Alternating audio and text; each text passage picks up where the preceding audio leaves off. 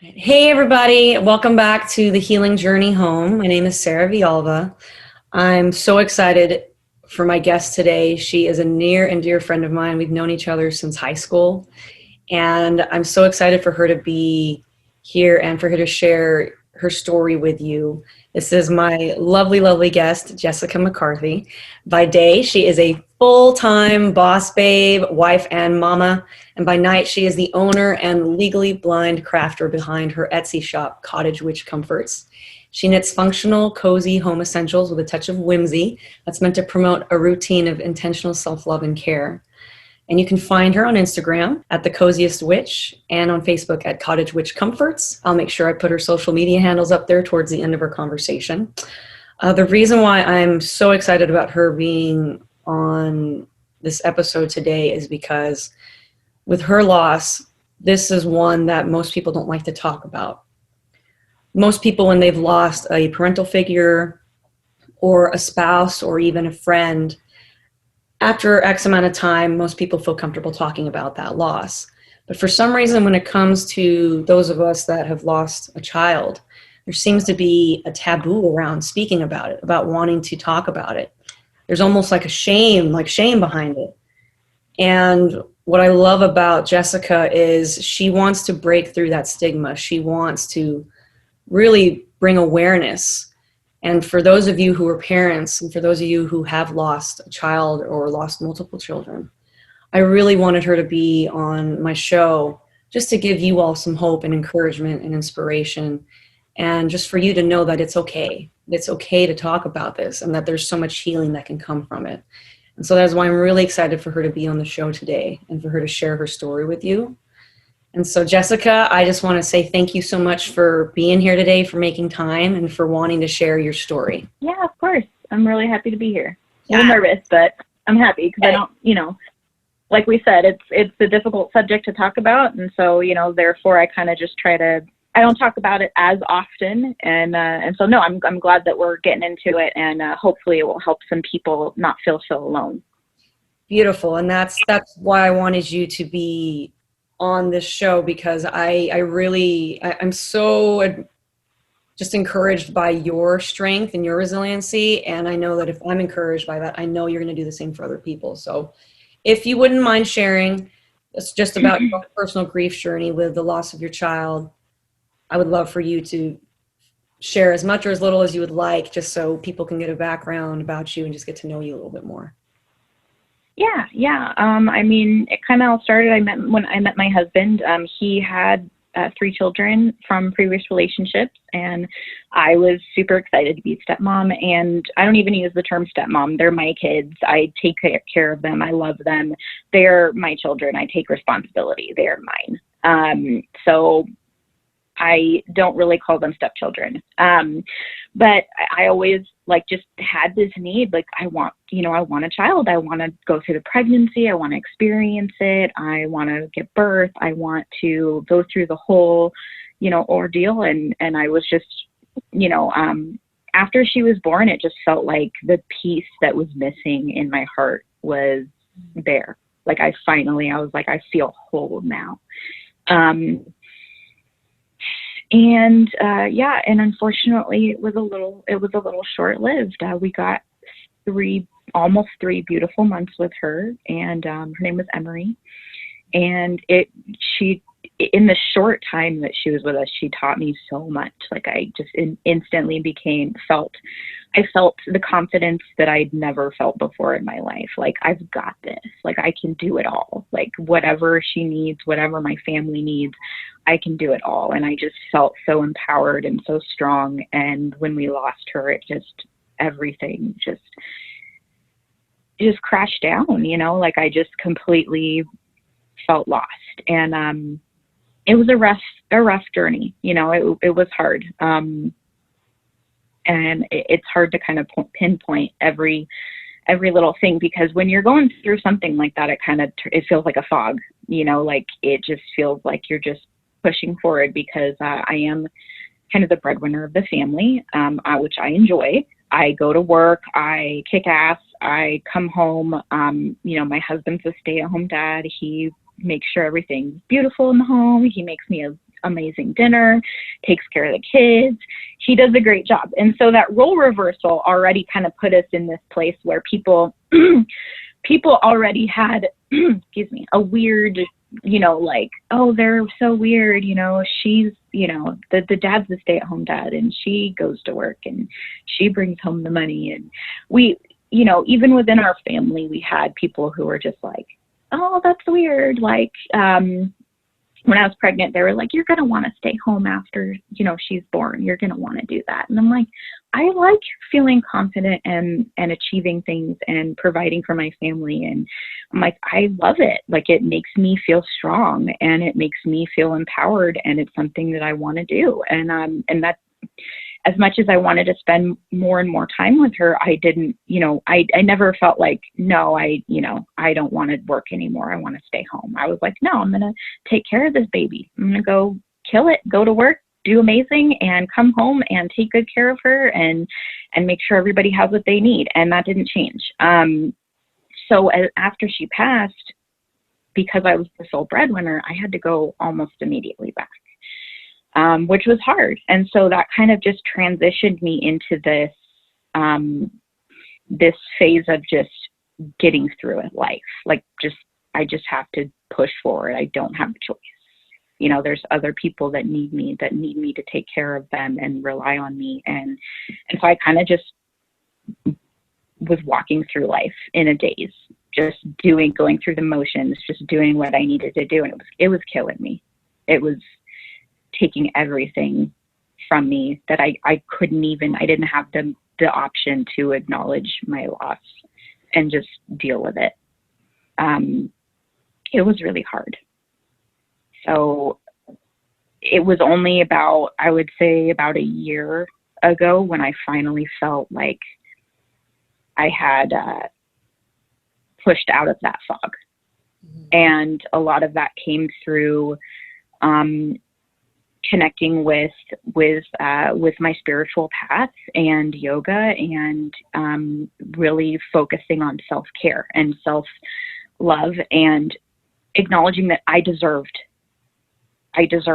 attention too, that I couldn't only be focused on the loss. I couldn't only devote every minute of my time honoring the fact that she was gone. I had to take care of myself too. And that's where my business came from. I wanted people to feel just wrapped in warmth and love and positivity, and to know, like, you need to take time for yourself too, no matter what it is you're going through. And I feel like that really saved me. That really helped pull me out and allow me to I'll say it every time. It felt like waking up from this, from a dream. Wow. I think it's beautiful that through the midst of this, and even when you were in your fog, and I know you said that it was only up until last year where you finally felt like you woke up, you weren't in that fog anymore. And through the creation of your business, you're pouring all that love into these beautiful pieces of artistry that you craft and that you knit and you send out to people. And it's like giving your soul, your heart to these people. You're providing this happiness, this warmth to people. And I love your awareness in knowing that, okay, I can't just focus on the fact that she's passed. I need to take care of myself too. Yeah, it became my whole identity, that I was like, this is just the only thing about me anymore. It completely consumed me. Just, this is who I am. I lost a child. That's literally who I am. And it was just so, it was unhealthy, just dealing with the constant guilt and the constant grief and the constant pain, and just not allowing, I didn't want to allow myself to heal, because I felt like it was doing wrong by her. That if I was moving forward, that it wasn't okay, that was not doing right by her. And that was definitely something that I had to work through and release and let go. Wow. And for you to have that awareness and knowing that, by feeling like if I try to work towards healing and I try to let go of this, then I feel like I'm doing wrong by her. you mentioned that going through your spiritual path and going through yoga and really implementing more of these self-care type routines, that really helped break you out of that fog. So through your spiritual path and through your yoga and these other self-care routines, when did you have that aha moment as far as like, okay, this fog is lifted, and I'm going to make a business. I'm going to create a business. Honestly, it didn't all come at once. It kind of was slow. Like, I started out with yoga and meditation, and that was just every day I just felt a little bit better, a little bit more in control, a little bit more aware, like, you know, like this is feeling a little bit better. I feel a little more in tune with myself.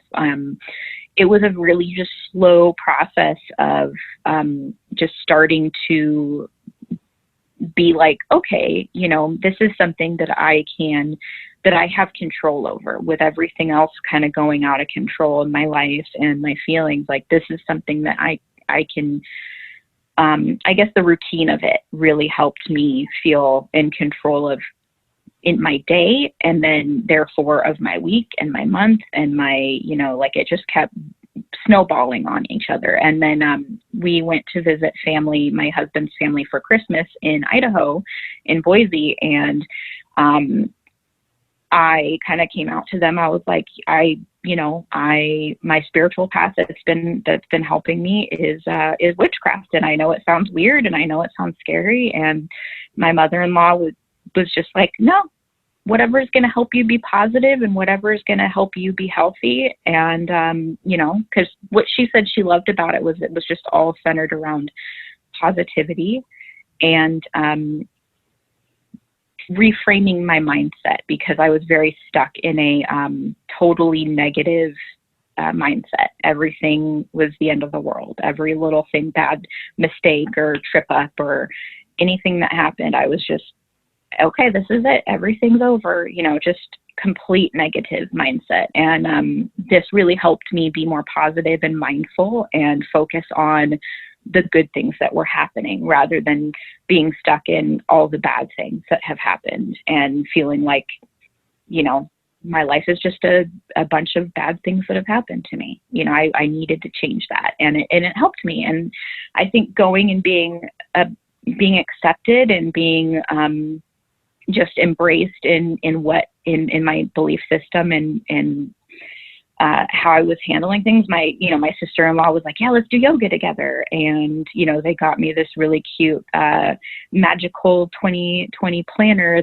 it's a coloring book that I got to like color in and learn about different things. And just, it really helped me, just focus on that self-care. And then as, you know, we went into the new year, I was like, I feel so good. I feel like I'm making progress, and I want to share that with people, and I want people to feel good too. And I just, you know, what can I do? And I was already like knitting things and like giving them away as gifts to people, and people were like, oh my gosh, it's so cute. Thank you so much. It makes me feel, you know, at home, and it makes me feel, you know, like this is such a, they're kind of, you know, they're a little rustic and they're a little homey, and just the feedback that I was getting from the gifts, I was like, well, clearly people, you know, enjoy this. And so I just, you know, out of curiosity, put some stuff out there into the world. And I was like, all right, let's see what this does. And I made an Etsy shop, and I listed a couple items. And when I sold my first item, I was just like, I couldn't believe it. I was like, oh my God, someone's going to pay me for this cute little set of washcloths, you know, that I tied with a pretty ribbon and put on, you know, that I made myself and, you know, made look cute. And it just was mind blowing. So I started coming up with more ideas and themes, and it just kind of snowballed from there. And my really big break was my fall line. I made a bunch of really like cute, like I had a pumpkin spice themed washcloth bundle, and I made these cute little, you know, fat knitted pumpkins that were like little plushies that people really loved. And I just started getting, when can I pre-order messages on Instagram? And I was like, what? You want to pre-order? Your business So really it's taking off. it just out of nowhere, people just, it just started blowing up. And then I did a Christmas line this year for Christmas and for Yule. And, it's been doing really well. And it's making me feel happy that, to get the feedback when people get their package and they're like, oh, wow, this is so cute. I'm so excited to use it. I love the colors. It makes me feel good. Or their pictures. I get, pictures of where they put their little pumpkins in the house. Or one of my friends and customers, Cheyenne, hung hers on her Christmas tree because she's like, I'm not ready to put it away. So she put it hung up as an ornament on her Christmas tree. Beautiful. That's amazing. Yeah. That you can provide such joy and happiness to your customers and people that are truly interested in your crafts. And as I mentioned before, just the level of attention and care and love that you put into this, I know is the same amount of level and care and attention that you put into yourself and into your kids and into your husband and everything that you do. And it's beautiful, and it's something that I want to acknowledge, because for someone to all of a sudden start a business, and especially after persevering and just working through this loss, I mean, that's a lot to be said, just with your strength and your resiliency, and that's so beautiful. And I just really want to acknowledge you for that. Yeah, thanks. And I mean, it's been, like, she would be 4 years old right now. She would be turning 5 in June. And it's been a long road, but I think it's important for people to understand, like, it doesn't matter really how much time has passed. That was a big thing that came up when we first lost her.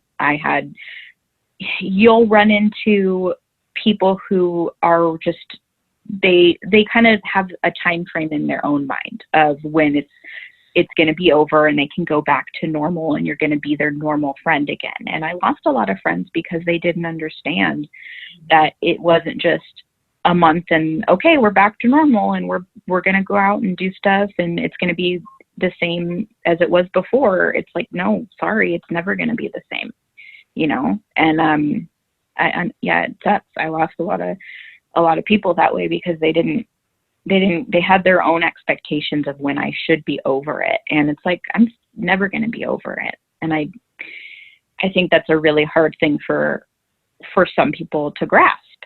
And I don't necessarily think it's because I lost a child, but I think maybe, I don't know if it's I don't know, what do you think? If it's something where they just haven't lost anybody before and maybe they don't understand, or I'm not sure, but I definitely had a friend who wanted me to go. It would have been the first Christmas without her. And they were like, oh, we're all going to go to this party and blah, blah, blah. You should go. And I was like, I really don't feel up to it. It was maybe 3 months after. And I'm like, I'm not ready. I'm not ready to, go out. And he was like, okay, I just don't want you to wallow in it. And that was it. I was like, we're done. Mm-hmm. We're done. Like, I don't know what you expected of me, but it's not, it just blew my mind to hear someone tell me not to wallow in the loss of my child. So some people just don't get it. And it's unfortunate that we can lose friends this way, because you're right. Some people who haven't experienced the loss, they don't quite understand, and it can be challenging for them to have that sympathy or even that empathy. And so I'm curious, what do you feel for you? Because everyone is obviously different and everyone's journey is so unique, and the way people react and what we like and what we need from everybody is so different.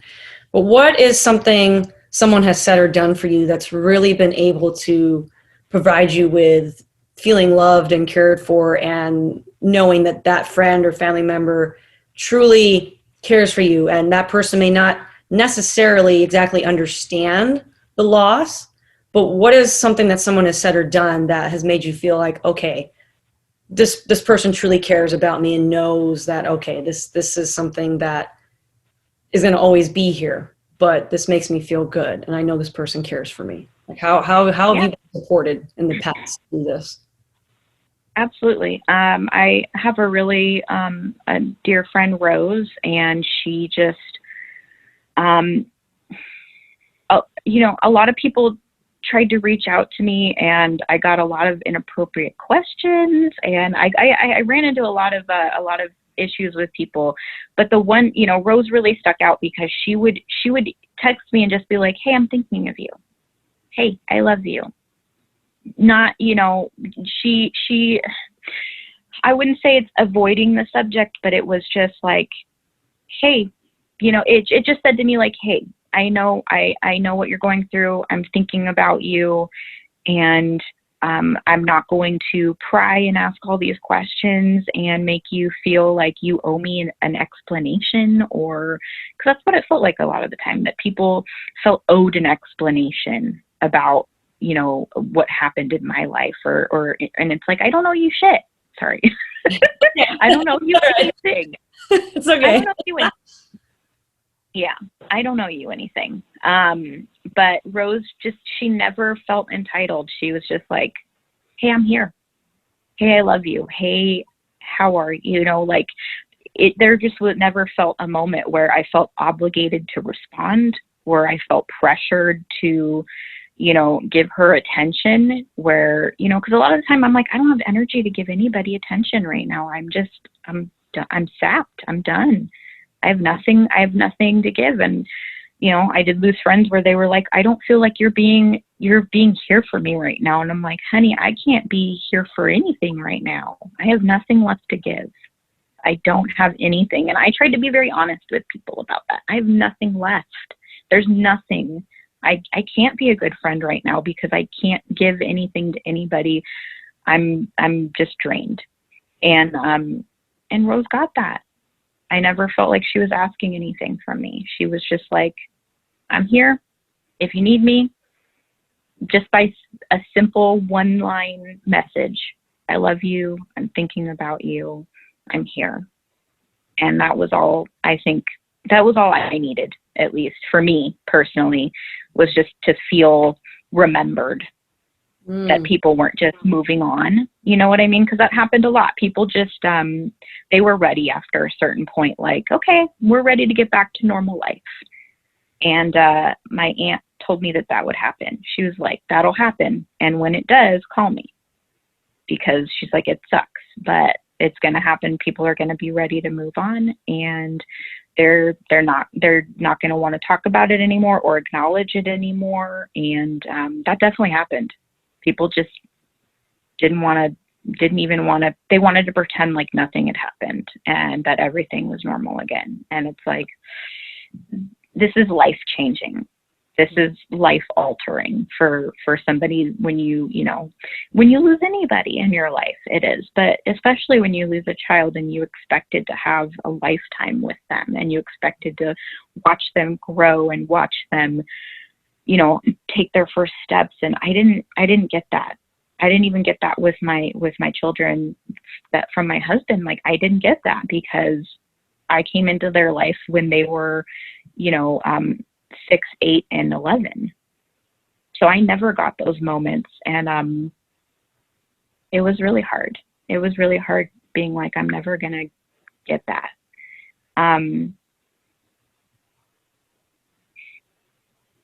It's still hard. Mm-hmm. But it's kind of just like,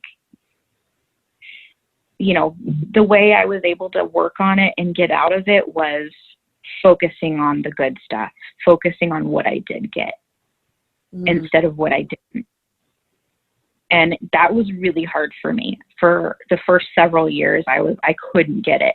My husband was like on board, was like trying to show me, and was like, we just gotta appreciate what we had with her. And I couldn't see it. I was just and I was so mad at him.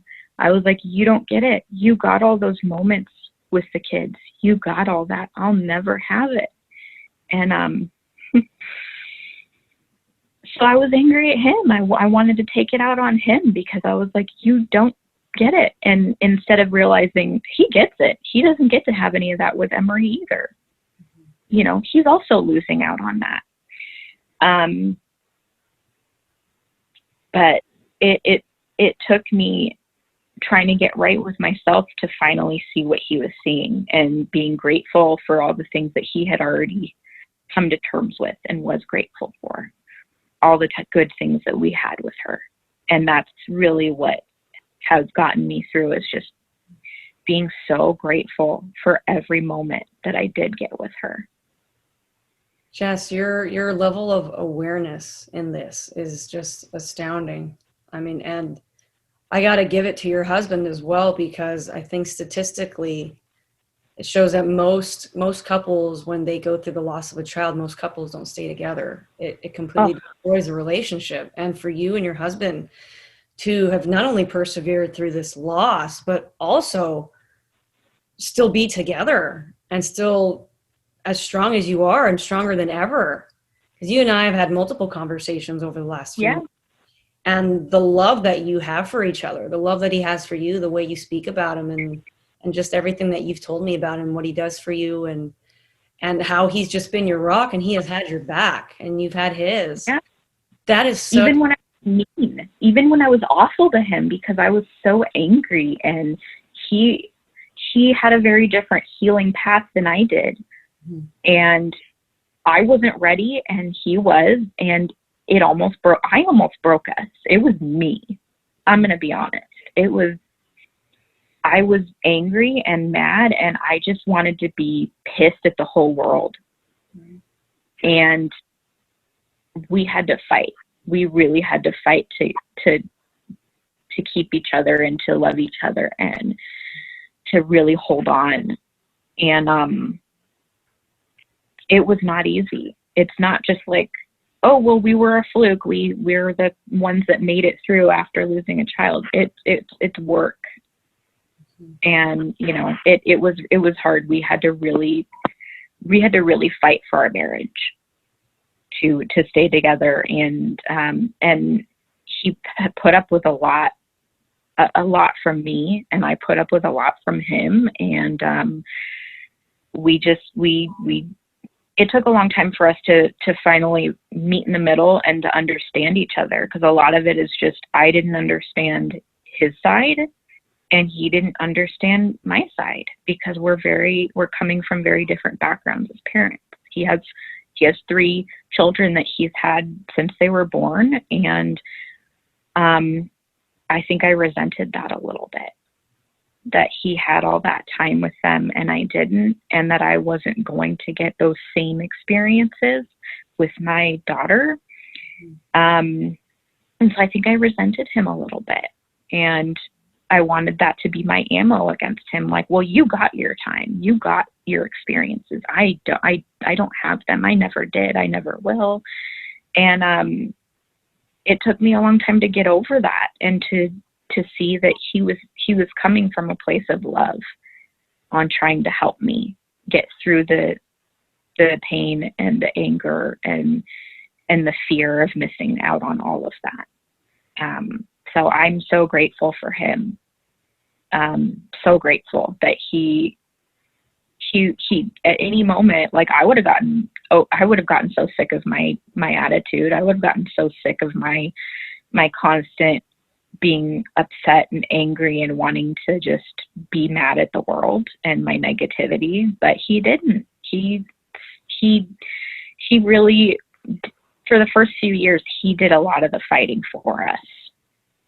And until I was able to break through that cloud, that haze, he held it down until I was ready. And I will forever be grateful for that, because I definitely would not have ever, I wouldn't have ever wanted to lose him. I wouldn't have ever wanted this to turn out any other way, where I'm so grateful for my marriage. And I don't even have the words. He was really strong for both of us for a very long time. That's beautiful. That's absolutely beautiful. That's inspiring for me alone. And I think there's something to be said in knowing that you have this solid support system, even if it's only with one person. But the fact that he, even amidst you being mean and angry. He was like, no, I got you, and I'm going to I fight. love you. I don't care if you hate me right now. I love you, and I'm here, and you're going to deal with it. It's basically like, You're like, this is happening. I'm not going to let you push me away. I'm going to fight. Yeah, I'm here. I'm here, and it is what it is, and I'm going to fight for both of us. And with that being said, I mean, how important is it, especially with this, just having a support system around you, people that are going to fight for you and who have your back? It's so important. You know, I know there was a period where I just wanted to be left alone. But having people that were like, no, you know, we're here. We're going to deal with this. We're going to be here. We're going to hug you. We're going to take care of you. And you're just going to have to like it. I don't know what to tell you. It helped so much. And a lot of that was, you know, our families. And, you know, so, and it's hard because we also had parts of our families that weren't super, not necessarily sensitive, but they kind of got to that point where they were ready to move on, and they just kept putting their foot in their mouth. They kept scheduling events around the day when she passed, like on the day that she passed. Like, hey, do you want to come to a birthday on the day your daughter died? No, I don't. They would invite like infants, people with it, like, oh, this is my friend, blah, blah, blah, and here's her baby. And I was just like, I'm going to lose it. I can't do, like, I'm doing better, but there was a long time I could not be around babies. I couldn't do it. It made me feel so sad, and just, it hurt. It was like, it honestly felt like someone was rubbing it in my face. Like, hey, I'm better than you because my baby's alive. And obviously that's not what they were trying to do, duh. But my brain, you know, wasn't ready to see anything like that, you know? So we definitely had family that had a hard time understanding. And then when those moments came up, they were like, oh no, I didn't even think about it. Right, you didn't. And I had to get a thick skin, and instead of worrying about like, oh, am I going to offend this person? I had to start worrying about taking care of myself and my family. I got over that politeness, that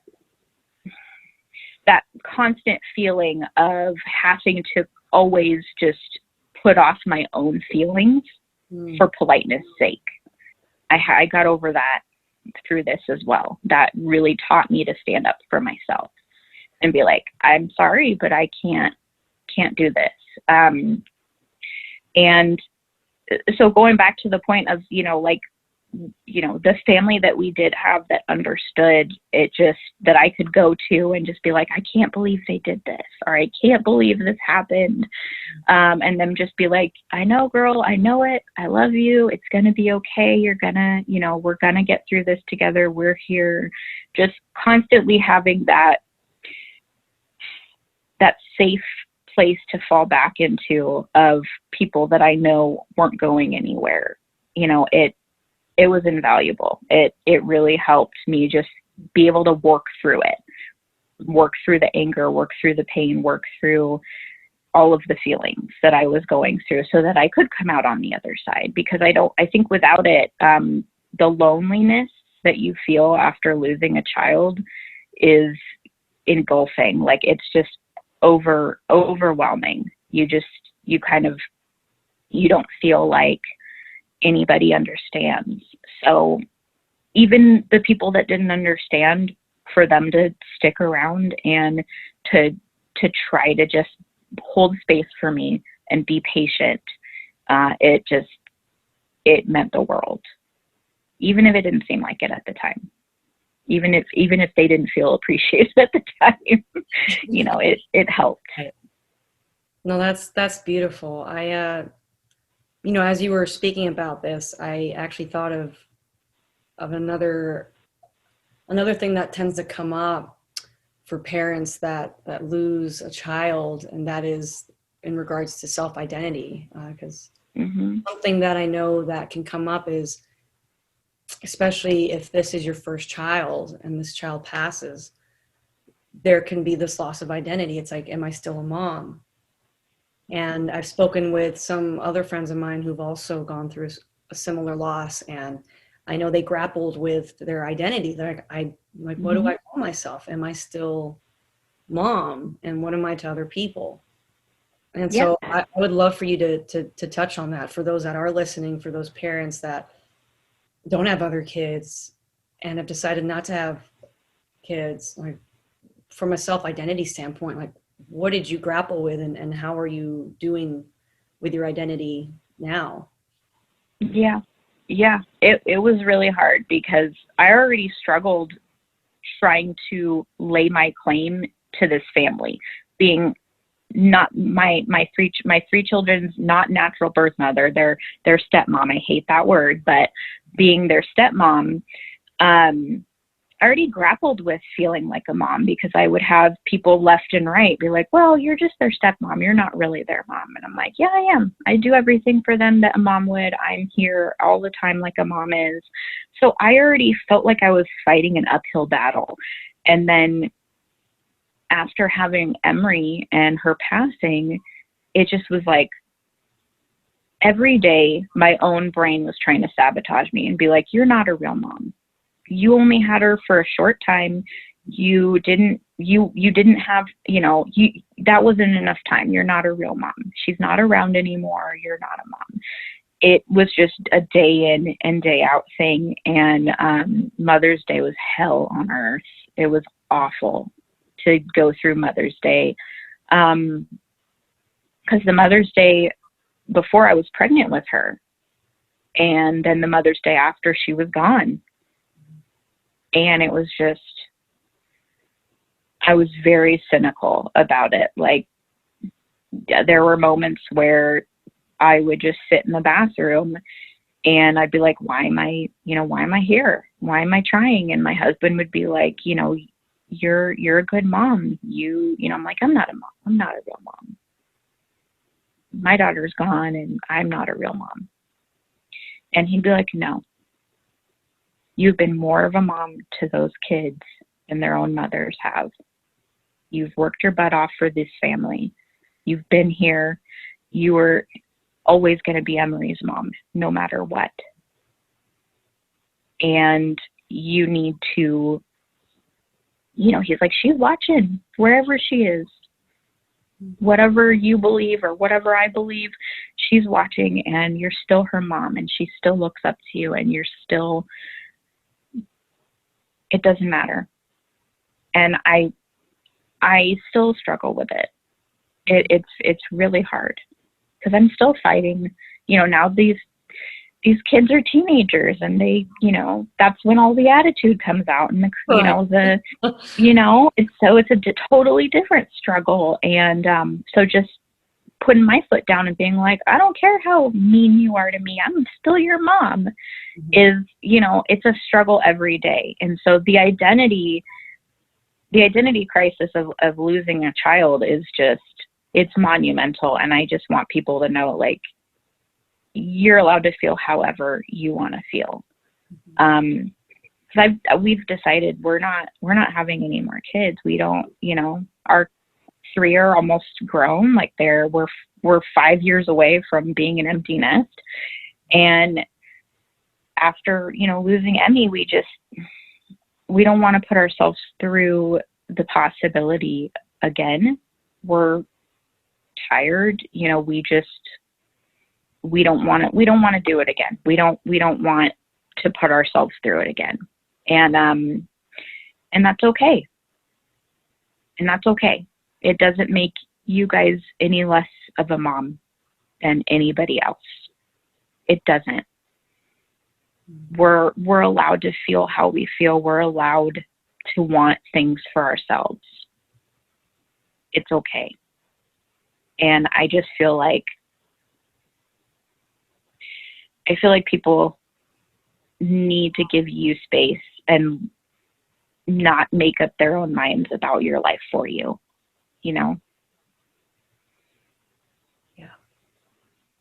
Ooh, you're getting me emotional. Oh, I really appreciate you, Jess, because I know this is definitely one of those topics that can be so challenging to talk about, and by no Yeah, means, because no not means, making no up means am I sentences. saying, no, it's a very sensitive topic, and I just want to put It's out there yeah, that someone that has lost their spouse or lost a parent or a parental figure or even a best friend or whatever or whoever it might be, the commonality with all of us is the pain, the gravity of not having that person there. I mean, it's yeah, painful, but especially yeah, when you've created this other human being, and like you mentioned towards the beginning, not having that chance to go through some of these milestones with your kid or your children. I just really want to acknowledge your strength and your resiliency and just all the love that you still pour out to people. And the fact that you have this amazing husband who has been your rock and has had your back and has loved you through it all. And like you said, it takes work, and you have to fight. You have to fight for what you want, and you have to really want it. Just like you really wanted to get out of this fog. You're like, yeah. I'm no I was longer it. be in this. You're like, I'm getting out of this fog. And I'm so grateful for this man who loves me so much that even though I might be mean and angry and say and do these nasty things, he still has my back. And Yeah, he fought for us when I couldn't, when I just felt like I was at my lowest. And just the strength that I see in you and in your husband, and then you put both of you together. I mean, it's amazing. It's absolutely amazing. And that is why I wanted you to just share your story, because I know there are parents out there, moms, dads, and even for those who have lost kids that may not be their biological children, who still feel that hurt and losing that child. It yeah. doesn't That doesn't it's the same. matter. It still hurts. Still hurts. And that's why I wanted you to share your story, and in hopes that you can provide that encouragement and also continue to help raise that awareness and break through that stigma of like, oh, we just don't talk about this. It's just something not to talk about. Yeah, And I'm just so grateful for you, and just thank you for willing to take time today to share your story and to let all of the parents out there know that it's okay to talk about this, and that there's healing power in wanting to share these stories about our children, our loved ones. yeah, yeah. Sometimes you just got to be like, hey, remember when this happened? We even though it hurts, you've got to. Sometimes you have to. You have to talk about it. You have to remember. You have to. If there's anything that I want you guys to get out of this, it's you have to allow yourself to live after losing. You have to. It doesn't matter what form of loss that you've gone through, if it's a child, your parent, your spouse, your grandparent, a friend, anybody. You have to understand that you're not doing wrong by them by living, by moving forward. You're not forgetting them. You're not, shaming them. You're not doing anything wrong by trying to live and trying to move forward. And there's healing power in living unapologetically. You don't need to apologize for having a moment where you just break down crying for no reason. You don't have to apologize for being able to talk about something without crying. I've been shamed both ways.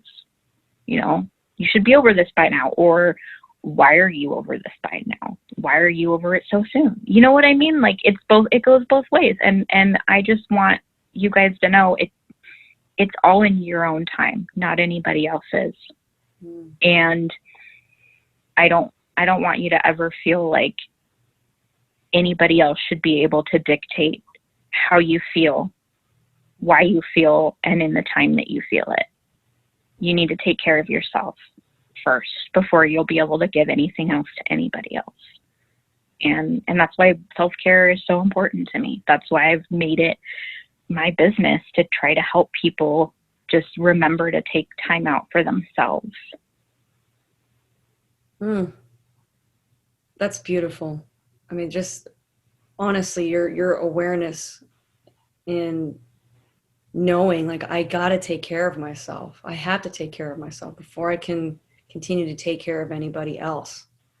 Yeah. And letting people know that that it's okay if you have those moments, and to live life unapologetically. And I think that's where a lot of us can get stuck, is we feel like we have to keep apologizing for our feelings and for our actions and behaviors. And Hmm. why? It's like, no, we lost somebody. We lost someone that was in our life, and someone that meant the world to us, that had a part of our heart, that was a part of our Yeah. heart. And no, I'm not going to apologize for my emotions and for breaking down in the middle of a grocery run, or for having a moment when a random commercial comes on the TV and it just sparks something in me. I'm not going to apologize. Yeah. No, I'm not going to apologize because it might make you feel uncomfortable. Right. It's not my responsibility to make you feel comfortable. You know what I mean? Mm-hmm. Sorry. I need to feel it. I need to go through it. I need to sit with it, because pretending it didn't happen and pushing that stuff down doesn't do any good for you. It doesn't. No, and you're absolutely right. And I love that you've been able to, through your business, there's something to be said using a creative outlet to help express, because I feel like there's so much power and healing in that as well, and just using those creative outlets. And so that's why I'm also happy to hear about your business and how it's taking off, and how you're able to really create this intention around your business of self-care, and how you're wanting to just share all that love and spread that joy to people out there, because that's you giving your heart, because you're at a place where you can do that now, and you're like, I want to share this love that I have with people, and I can do Yep. that now. And I think that's beautiful. So I just want to thank you so much for making time today to just be here and be able to share your story and give your thoughts and advice and your insights on how you persevered through your loss, and how you continue to do so. Because as we know, and as you said, there's no timeline. This No. is something that's going to be with us forever, and but it's up to us to make the choice. Yeah. And it's a daily thing. I'm not all better, just because I'm able to talk about it and I made this business and I look like I'm I'm so successful and doing all this stuff. I'm not all better. It's a daily thing. I just take it one day at a time. And if I need to adjust my routine, I adjust my routine. If I don't make myself feel bad if, hey, I just did not have it in me to do my yoga today. That's okay. Yeah. You have to just take it one day at a time, and don't feel like you have to get to a point where you're just like, okay, I'm better now. No. Every day you'll just start over and have a new opportunity to make new memories and take good care of yourself and your loved ones. Beautiful. And I think there's definitely something to be said there. You're making a choice every morning when you wake up. You're choosing. You're the one deciding. And it's okay if you decide not to go through that routine that day. It's okay, whatever happens, just taking it one day at a time. And I love that. So thank you for sharing that. I have one more question before we wrap it up. And I'd like to ask everyone this. For those of you out there, the name of my channel, this series is Persevering Through Loss. I Am Found. And I decided to call this the healing journey home for a reason, because I feel that we are always our home. And I'm just curious, what does it mean to you to come back home to yourself? I honestly felt like even though this was the worst thing that's ever happened to me, it helped me find myself. It helped me stop caring so much about whatever everybody else thinks, and start caring about what I think, what I want for my life. And I feel like before I was kind of naive, and I do feel like I lost a little bit of the my childlike, exuberance for life, and my childlike view on how it was supposed to be, on how my life was supposed to be. I was supposed to get married and have kids and do all these things, and that's what I'm supposed to be. And going through all this, I feel like I found what I was supposed to be, but not in any way I ever expected it to happen. I found my calling, I found what I love to do, and I found what works for me, what helps me emotionally, spiritually, my meditation, my yoga, my, everything that I balked at before. And I was like, that's silly. That's, so weird and new agey, and no, not interested. And I was finally able to let go of a lot of my expectations, a lot of my biases, a lot of like my restrictive thinking, my limitations, and just be like, well, I'm open to whatever at this point, because I've hit such rock bottom that I'm going to try anything at this point. And by being able to be open-minded, I was able to find myself. And I feel like it's so important. It's so important to focus in on you and loving who you are, and being okay with that you're different now, that you're not going to ever be the same as you were before, and that's okay. Beautiful. Thank you for sharing that. I love asking that question with everyone that I have the chat with, because everyone has such different answers, but I've loved the way everyone has answered the question. I love it. I love it. So thank you for sharing that. Jessica, I love you. Thank you for making time today. I appreciate you. And I hope for those of you that watch or listen, depending on what platform you're listening to this from, I really hope you all were able to gain some insight from Jessica, and I hope that she was able to provide some inspiration and encouragement, and just provide that support that you may have been looking for, or that you may have needed, or you might not even know that you have needed it. And so I just want to thank you, Jess, again, for just being here today and for making time. And thank you to all of you that decide to watch and listen. And so again, I just want to say that my name is Sarah Villalva, and this is the Healing Journey Home, Persevering Through Loss. And I just want you all to remember that the journey to healing truly starts with you. And remember that you can always go back home, because you are your home. All right, everybody, take care. Happy holidays, and much love to all of you. And until next time. All right, bye, everybody.